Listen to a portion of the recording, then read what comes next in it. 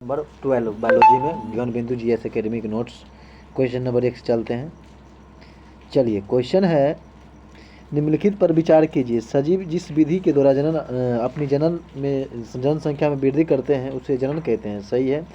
आगे आपका पोषण शोषण की तरह जीवों को जीवित रहने के लिए जनन की आवश्यकता नहीं होती। गलत है, होती है। ये सभी जीवों में एक ही तरह के जनन संपन्न होते हैं। ये गलत है, जरूरी नहीं है। आंसर हो जाएगा आपका ये। आगे चलते हैं। जब संतति की उत्पत्ति एकल विष्टि के द्वारा होता है तब जनन की इस विधि को क्या कहते हैं? तो अलैंगिक जनन। आंसर हो जाएगा बी। आगे की अलैंगिक जनन में निम्नलिखित में से कौन सा एक विशेषता नहीं पाया जाता है? इसमें जीवों की केवल एक बेष्टि भाग होता है। सही है। इसमें युग्मक भाग नहीं लेते हैं। सही है। इस प्रकार में जो है इस प्रकार के जनन में समसूत्री या असूत्री विभाजन कोशिका विभाजन ही होता है। बाकी बात सभी सही है। डी है गलत, यानी कि जनन में केवल बाह्य निषेचन ही भाग लेते हैं। गलत है। अब आगे के निषेचन की क्रिया किस प्रकार के जनन में होता है? तो लैंगिक में। आंसर हो जाएगा आपका ये। आगे है किस प्रकार के जनन में जनक जीव का शरीर बिल्कुल गायब हो जाता है? देख लेते हैं। विखंडन में। आंसर हो जाएगा आपका बी। आगे कि निम्नलिखित कथनों पर विचार कीजिए। कहता है कि अनुकूल परिस्थिति में एक कोशिकीय जीव जनन हेतु विखंडन का सहारा लेते हैं। प्रतिकूल परिस्थितियों में एक कोशिकीय जीव बहुविखंडित द्वारा जनन करते हैं। आंसर हो जाएगा आपका सी, यानी कि ये और दोनों सही है। आगे है विखंडन द्वारा अलैंगिक जनन होता है मोनेरा और प्रोटिस्टा दोनों में। आंसर हो जाएगा आपका सी। मुकुलन द्वारा प्रजनन किस में होता है? ईस्ट में होता है। आंसर हो जाएगा बी। आगे है कि निम्नलिखित कथनों पर विचार कीजिए। विखंडन द्वारा केवल एक कोशिकीय जीवों में ही प्रजनन होता है। सही है। मुकुलन द्वारा एक कोशिकीय तथा बहुकोशिकीय दोनों जीवों में प्रजनन होता है, यानी कि ए और दो दोनों सही है। आगे कायिक जनन में होता है, पौधे में होता है। कायिक जनन किस में होता है? पौधे में होता है। आगे चलते हैं। आगे निम्नलिखित में कौन सा एक सही नहीं है? आगे है कि लैंगिक जनन में युग्मक भाग लेते हैं परंतु निषेचन की क्रिया में नहीं लेते हैं। आंसर हो जाएगा आपका सी। आंसर हो जाएगा सी। आगे किस प्रकार के जनन में जनक के शरीर से कलिका निकलती है? मुकुलन द्वारा। आंसर हो जाएगा बी। जीवाणु जनन और लैंगिक जनन की मुख्य विधि है कवकों तथा शैवालों में। आंसर हो जाएगा आपका ए। आगे है कि अलैंगिक जनन के दौरान किस प्रकार का कोशिका विभाजन होता है? यानी कि समसूत्री और असूत्री दोनों। आंसर हो जाएगा डी। आगे है टोरुलेशन की प्रक्रिया का संबंध किस प्रकार के जनन से है? मुकुलन से। आंसर हो जाएगा बी। आगे है कोनिडिया द्वारा अलैंगिक जनन मुख्यतः किस में होता है? कवक में होता है। आंसर हो जाएगा ए। कायिक जनन की क्रिया में पौधे के किस भाग से पौधे को उगा सकते हैं? आंसर हो जाएगा आपका डी, यानी कि जड़, तना और पत्ती दोनों। आंसर हो जाएगा तीनों में। आंसर हो जाएगा आपका डी। आगे निम्नलिखित में कौन पौधे के तने के माध्य से जो है प्रजनन करते हैं? तो गुलाब। कौन करता है? गुलाब। वहीं से अगर गुलाब को तना को काट करके आप लगा दीजिएगा तो पौधा पनप जाता है। आंसर हो जाएगा आपका सी। आगे है केले में कायिक जनन होता है परकंद से। आंसर हो जाएगा आपका ए। आगे है किस एक को विखंडन द्वारा पुनः उत्पन्न किए जा सकते हैं? स्पायरोगैरा के द्वारा। आंसर हो जाएगा आपका ए। आगे चलते हैं। आगे कौन सा एक अलैंगिक जनन की विधि नहीं है? बीज बोना। आंसर हो जाएगा आपका बी। आगे ईस्ट के शरीर से निकलने वाला मुकुलन किस प्रकार का होता है? एक कोशिकीय या बहुकोशिकीय। आंसर हो जाएगा सी। केलस का निर्माण किस प्रकार के जनन में होता है? उत्तक संवर्धन। आंसर हो जाएगा आपका सी। आगे है कहता है कि अजूबा पौधा जिसको हम बोलते हैं ब्रायोफिल्म में कायिक जनन किसके द्वारा होता है? पत्ती के द्वारा। आंसर हो जाएगा आपका ए। आगे है बैक्टीरिया तथा प्रोटोजोआ जीव अनुकूलन परिस्थिति में किस प्रकार के जनन करते हैं? तो समद्वि विखंडन। आंसर हो जाएगा आपका ए। आगे राइजोम और घकंद जिसको बोलते हैं क्रॉमन जैसे भूमिगत तना क्यों विकसित होते हैं? बहुवर्षिता के लिए। आंसर हो जाएगा सी। आगे जीवन चक्र की दृष्टि से पौधा का सबसे महत्वपूर्ण भाग क्या है? फूल है। आंसर हो जाएगा बी। आगे निम्नलिखित में कौन द्विलिंगी जीव के उदाहरण है? तो हो जाएगा आपका स्पर्म हो जाएगा, स्पंज हो जाएगा, टेपवर्म हो जाएगा, जोंक हो जाएगा। सभी को द्विलिंगी होते हैं। आंसर हो जाएगा डी। आगे निम्नलिखित तथ्यों पर विचार कीजिए। एक संपूर्ण पुष्प में 4 चक्र होते हैं। सही है। पुमंग पुष्प के मादा भाग हैं। गलत। ये हो जाएगा आपका नर वाला भाग होता है। जयांग पुष्प के नर वाला भाग होता है, गलत, मादा वाला होता है। यानी कि आंसर आपका एक सही होगा केवल। आगे फूल का आकार क्या है? फूल का काम है आपका, फूल का काम देख लीजिए, फूल का काम है कि परागण का निषेचन करना, बीज तथा फल का निर्माण करना, तथा परागकण तथा अंडा का उत्पादन करना। सभी सही हो जाए। आगे चलते हैं। आगे है कि निम्नलिखित कथनों पर विचार कीजिए। बाह्य दलपुंज तथा दलपुंज फूल के सहायक भाग हैं, पुमंग तथा जयंग फूल के आवश्यक भाग हैं, यानी कि दोनों सही है। आगे है कि निम्नलिखित कथनों पर विचार कीजिए। शैवाल तथा कवक में लैंगिक जनन ही जनन की साम्य विधि है, सही है। प्रतिकूल परिस्थिति उत्पन्न होने पर शैवाल तथा कवक में लैंगिक जनन होने लगता है। आंसर हो जाएगा आपका दो, यानी कि सी हो जाएगा, एक और दोनों सही है। आगे चलते हैं। आगे है कि निम्नलिखित में किस में पर्व संधियां द्वारा नए पौधे विकसित होते हैं? तो आलू, अदरक, केला। आंसर हो जाएगा आपका डी। आगे है क्लोन परिणाम है अलैंगिक जनन का। आंसर हो जाएगा आपका ए। आगे है बांस में कायिक जनन किसके द्वारा होता है? परकंद के द्वारा। आंसर हो जाएगा ए, जिसको बोलते हैं हिजोम, जिसको बोलते हैं राइजोम। क्या बोलते हैं? राई। आगे चलते हैं कि निम्नलिखित में कौन सा एक लिंगी श्रेयी पौधा नहीं है? तो खजूर है, सहतूत है, पपीता है, नारियल नहीं है। आंसर हो जाएगा आपका डी। आगे चलते हैं। सिकोया वृक्ष की आयु कितनी होती है? तो जानवे करते हैं 3,000 से 4,000 वर्ष का। आंसर हो जाएगा सी। परागन उत्पन्न होता है परागकोश में। आंसर हो जाएगा सी। आगे निम्नलिखित पर विचार कीजिए। पुमंग की इकाई को स्त्री केसर कहते हैं, गलत है। पुमंग की इकाई को क्या बोलते हैं? पुंकेसर कहते हैं। जयांग की इकाई को पुंकेसर बोलते हैं, गलत है। इसको बोलते हैं स्त्री केसर। आगे आंसर ना तो एक है ना तो दो सही। आंसर हो जाएगा डी। आगे चलते हैं। आगे है आपका क्वेश्चन नंबर 41। आगे के निम्नलिखित में से स्त्री केसर भाग नहीं है? वर्तिकाग्र, अंडाशय, ये सभी भाग हैं, पर तंतु नहीं है। आंसर हो जाएगा बी। आगे चलते हैं। आगे निम्नलिखित में से पुंकेसर का भाग नहीं है, क्या नहीं है? बीजांड नहीं है, बाकी बात तंतु है, योची है, परागकोश है। आगे चलते हैं। आंसर हो जाएगा डी। आगे निम्नलिखित में कौन सा सही नहीं है? यानी कि आपका सी सही नहीं है। सी कह रहा है कि अलग अलग प्रजातियों के पौधे में एक ही तरह के परागण होते हैं, नहीं, एक तरह के नहीं होते हैं, भिन्न भिन्न होते हैं। पहला है कि परागकोश एक चतुष्कोणीय संरचना है, सही है। परागकण का विकास परागकोश में होता है, ये भी सही है। परागकण में दो भित्ति होती है, बाहरी भित्ति को बाह्यचोल तथा भीतरी भित्ति को अंतश्चोल कहते हैं, सही है। बाकी बात सी गलत है। आगे चलते हैं। आगे निम्नलिखित में से कौन सा सही है? अंडाशय के भीतर बीजांड रहते हैं, सही है। बीजांड के भीतर भ्रूण कोष रहता है, सही है। भ्रूण कोष में मादा युग्मक सुरक्षित रहते हैं, ये भी सही है, यानी कि सभी सही है। आगे चलते हैं। परागकण का बाह्यचोल किस कार्बनिक पदार्थ से बना होता है? मतलब किस कार्बनिक पदार्थ जिससे कोई भी प्राकृतिक एंजाइम निम्नीकृत नहीं कर सकता है? तो आपका हो जाएगा आंसर ए, यानी कि एस्पोरोपाइलेलिन। आंसर हो जाएगा आपका ए। आगे निम्नलिखित में कौन सा एक सही नहीं है? पौधे की कई प्रजातियां का परागकण मनुष्य में एलर्जी पैदा करते हैं, सही है। परागकण पोषक तत्वों से भरपूर होते हैं, इसमें प्रोटीन, खनिज लवण तथा विटामिन भी भरपूर मात्रा में पाए जाते हैं, सही है।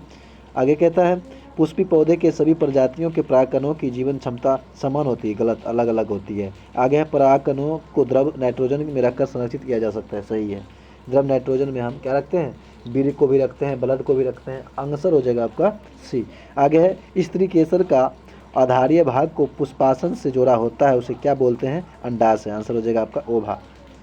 आपका हो जाएगा ए। आगे है कहता है कि युक्तांडपी जयांग किसे कहते हैं? जयांग में स्त्री केसर एक दूसरे से जुड़े रहते हैं। आंसर हो जाएगा आपका ए।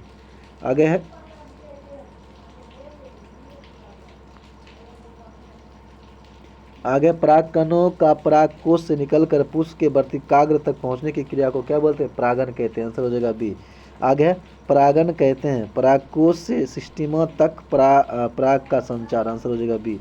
जब एक ही पुष्प के परागकण उसी पुष्प के वर्तिकाग्र पर पहुंचता है या उसी पौधे के अन्य पुष्प के वर्तिकाग्र पर पहुंचता है तो इस परागन को क्या बोलते हैं? स्वपरागन। आंसर हो जाएगा आपका ये। आगे है निम्नलिखित कथनों पर विचार कीजिए। आगे स्वपरागन केवल उभलिंगी पुष्पों में ही होता है, सही है। पर परागन एक लिंगी पुष्पों के साथ साथ उभयलिंगी पुष्पों में भी होता है। दोनों सही है, आंसर हो जाएगा आपका सी। आगे चलते हैं। आगे पुष्प कुछ पुष्पों के पराग कोष एवं वर्तिकाग्र के बीच कुछ प्राकृतिक रोध होते हैं जिनके कारण परागन मुश्किल होता है या होता ही नहीं है। उसे क्या कहते हैं? हरकोगेमी। क्या बोलते हैं? हरकोगेमी। आंसर हो जाएगा बी। आगे एक ही पौधे के एक पुष्प के परागकोश से परागन का उसी पौधे के पुष्प दूसरे पुष्पों की वर्तिकाग्र में स्थानांतरण क्या कहलाता है? सजात पुष्पी परागन। आंसर हो जाएगा आपका सी। आगे जो परागन बंद पुष्पों में होता है उसे क्या कहते हैं? उसको बोलते हैं एलोगेमी, क्लिस्टोगेमी और ऑटोगेमी। आंसर हो जाएगा मतलब हो जाएगा आंसर हो जाएगा डी, इनमें से कोई नहीं। आगे चलते हैं। आगे के पक्षियों द्वारा परागन की क्रिया को क्या कहा जाता है? ऑर्निथोफिली। क्या बोलते हैं? ऑर्निथोफिली। अब पक्षियों का अध्ययन होता है ऑर्निथोलॉजी। आगे है डी, आंसर हो जाएगा आपका। आगे है कि निम्नलिखित में कौन सा विकल्प सही सुमेलित नहीं है? चलिए, परागन के प्रकार और परागन के स्रोत। कीट हो जाएगा आपका एंटोमोलोफिली, जल को हो जाएगा हाइड्रोफिली और वायु को हो जाएगा एनेमोफिली, यानी कि जानवर को हो जाएगा एनीमियोफिली। आंसर हो जाएगा बी, यही सही नहीं। आगे है आपका आगे कीट परागति पुष्पों में निम्नलिखित में से कौन सी विशेषता पाई जाती है? आंसर हो जाएगा डी, पुष्प बड़ा रंगीन होता है तथा उसके परागन बड़े आकार के होते हैं। सही है। पुष्प सुगंधित होते हैं तथा उनमें पर्याप्त मात्रा में मकरंद पाए जाते हैं। सही है। वर्तिकाग्र का सतह चिकना, रुक्ष तथा चिपचिपा होता है। आंसर हो जाएगा डी। आगे है चमगादड़ के द्वारा होने वाले पर परागन को क्या बोलते हैं? इसको बोलते हैं चेरोट्रोफो कहता कि क्या बोलते हैं? चेरोट्रोफोफिली। आंसर हो जाएगा आपका ये। आगे सेमल तथा कदम्ब के पेड़ सेम और कदम के पेड़ में परागन का माध्यम क्या है? चमगादड़। आंसर हो जाएगा आपका ये। आगे है क्योंकि सेम को फूल में भी होता है, सेम के पेड़ में भी फूल होता है, कदम के फूल भी, सबका चमगादड़। आगे है मैक्रोफिल्स पुष्प वह है जिसमें पराग होते हैं घोंघा, गिलहरी, सांप आदि के द्वारा। आंसर हो जाएगा आपका बी। आगे है निम्नलिखित पर विचार कीजिए। स्वपरागन के फलस्वरूप संतान दुर्बल हो जाता है, पर परागन के फलस्वरूप उत्पन्न संतान अधिक स्वस्थ होती है। आंसर हो जाएगा आपका सी। एक और तथा दो दोनों सही है। अब आगे परागकणों को सर्वाधिक संख्या होती है वायु परागित पुष्पों में। आंसर हो जाएगा बी। आगे निम्नलिखित में कौन जलीय पौधा में जल परागन नहीं होता है? कमल में। बाकी बाद हाइड्रिला में होता है, बेलिस नेरिया में होता है। आंसर हो जाएगा ये। आगे है वायु परागति पुष्प सामान्यतः होते हैं छोटे होते हैं, रंगीन होते हैं, सुगंधित तो अभाव होते हैं, सभी होते हैं। आंसर हो जाएगा डी। आगे चींटियों द्वारा परागन को क्या कहते हैं? मार्मिकोफिली। आंसर हो जाएगा आपका सी। पर परागन होने के क्या लाभ है? इस विधि में दो विभिन्न कहता है कि वंशक्रम का मेल होने से जो होता है उत्पन्न संतान अधिक स्वस्थ होते हैं। ठीक ना। दूसरा का है बी आपका, पर परागन के माध्यम से पौधे की नई किस्में पैदा की जा सकती है। पर परागति पुष्पों से उत्पन्न बीज अधिक जीवन कहते हैं कि जीवन सन होते हैं। आंसर हो जाएगा डी, इनमें से सभी, ये सभी होते हैं। आगे आपका पौधे में लैंगिक जनन के द्वारा निषेचन होता है परागन के बाद। आंसर हो जाएगा बी। निषेचन क्या है? अंडा तथा नर न्यूक्लियस का संयोजन। आंसर हो जाएगा बी। आगे है परागन के उपरांत परागनली का विकास होता है परागकण से। आंसर हो जाएगा सी। आगे निषेचन के उपरांत फल का विकास किससे होता है? अंडाशय से। आंसर हो जाएगा ए।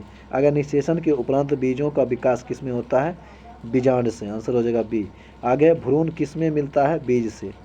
आंसर हो जाएगा आपका बी। आगे किसी द्विलिंगी या उभयलिंगी पुष्पों में यदि पुष्प एवं जयांग अलग अलग समय पर वयस्क बनाते हैं तो इस प्रक्रिया को क्या कहा जाता है? डिकोगैमी। आंसर हो जाएगा आपका बी।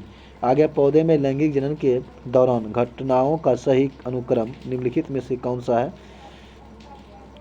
परागन, उसके बाद निषेचन, उसके बाद युग्मनज का विभाजन, उसके बाद भ्रूण का बना पौधा। आंसर हो जाएगा आपका सी। आगे है पौधे में निषेचन के उपरांत कहते हैं कि अंड कोशिका किसका निर्माण करता है? युग्मनज, जायगोट का। आंसर हो जाएगा आपका ए। आगे चलते हैं। आगे पौधा में बिना निषेचन के जब फल का निर्माण हो जाता है तब उसे हम कहते हैं औसत फल या अनिषेचित फल। आंसर हो जाएगा आपका नहीं, औसत मतलब अनिषेचित फल या पार्थिनोकॉर्फी। आंसर हो जाएगा डी, यानी कि बी और सी दोनों, ए नहीं होगा। आगे चलते हैं, निम्नलिखित में से कौन सा निषेचक फल है? हो जाएगा आपका केला, संतरा, अंगूर, ये सभी अनिषेचित फल हैं। आगे पौधे में बिना निषेचन के ही अंडाशय फल में परिवर्तित हो जाए तो उसे क्या कहते हैं? पार्थिनोकॉपी बोलते हैं। आंसर हो जाएगा डी। आगे है वह प्रक्रिया जिसमें पौधे में निषेचन क्रिया के बाद बीजों का निर्माण शुरू होता है, परंतु पौधे बिना निषेचन संपन्न हुए ही बीज पैदा कर लेते हैं। उनमें उससे निम्नलिखित में से क्या कहा जाता है? असंग जनन कहते हैं। आंसर हो जाएगा बी। आगे निम्नलिखित कथनों पर विचार कीजिए। जब एक बीज के अंदर एक से अधिक भ्रूण हो तो इसे बहुभ्रूणता कहा जाता है। आंसर हो जाएगा सही, ये सही है। और बहुभ्रूणता आवृत्तिबीजी पौधे में ज़्यादा पाई जाती है, ये गलत है। बहुभ्रूणता की खोज लुईविन हॉक ने किया था। आंसर सही हो जाएगा 1 और 3। आंसर हो जाएगा डी। आगे चलते हैं, निषेचन होता है आवृत्तिबीजी में। आंसर हो जाएगा ए। आगे निषेचन क्या है? एक नर युग्मक का अंड से दूसरे नर युग्मक का द्वितीय केंद्रक से संलयन। आगे निषेचन के बाद बने युग्मज को होता है द्विगुणित। आंसर हो जाएगा बी। आगे चलते हैं, आगे द्विनिषेचन की खोज किसने किया था? नवास्चिन ने। कौन? नवास्चिन। आंसर हो जाएगा बी। आगे निम्नलिखित कथनों पर विचार कीजिए। जब फूल के अंडाशय फल के रूप में विकसित होता है तो ऐसे फूल को सत्व फल कहते हैं। सही है। जब फल का विकास अंडाशय के अतिरिक्त किसी अन्य भाग से होता है तो इसे औसत फल कहते हैं। ये भी सही है, यानी कि दोनों सही है। आगे कौन औसत फल है? सेब, काजू, अखरोट, ये सभी औसत फल हैं। आगे कहता है आपका कौन सा औसत फल है? स्ट्रॉबेरी औसत फल है, जबकि आम, खजूर, चीकू ये सभी सत फल हैं। आगे निम्नलिखित कथनों पर विचार कीजिए। एक अंडाशय में एक या एक से अधिक बीजांड होते हैं, तो सही है। एक फल से एक ही बीज होता है तथा एक से अधिक बीज भी होता है। आंसर हो जाएगा बी, यानी कि सी। एक और दो दोनों सही है। आगे पौधे में निषेचन के उपरांत अंडाशय की भित्ति बन सकती है, फल भित्ति। आंसर हो जाएगा आपका बी। आगे आपका सेब तथा नाशपाती का खाने योग्य भाग क्या है? पुष्पासन है। आंसर हो जाएगा बी। आगे है, निम्नलिखित में से कौन सा एक सुमेलित नहीं है? सुमेलित नहीं, उसको मिलाना है। आम का मधफल भित्ति खाते हैं, लीची के रील वाला, नारियल का भ्रूणकोश, अनार का बीज पत्र। अनार के बीज पत्र संपूर्ण अनार को हम मधफल भित्ति में बीज पत्र होना चाहिए, यह डाउट लग रहा है हमको। अनार को हम बीज खाते हैं, सही बात है। चलिए आगे चलते हैं कि आगे है कि इनमें से कोई नहीं होना चाहिए, यानी कि सभी सही है। आगे एरिल या बिचचोल खाने योग्य भाग है। लीची, जायफल, शरीफा, ये सब एरिल भाग खाते हैं। आंसर हो जाएगा डी।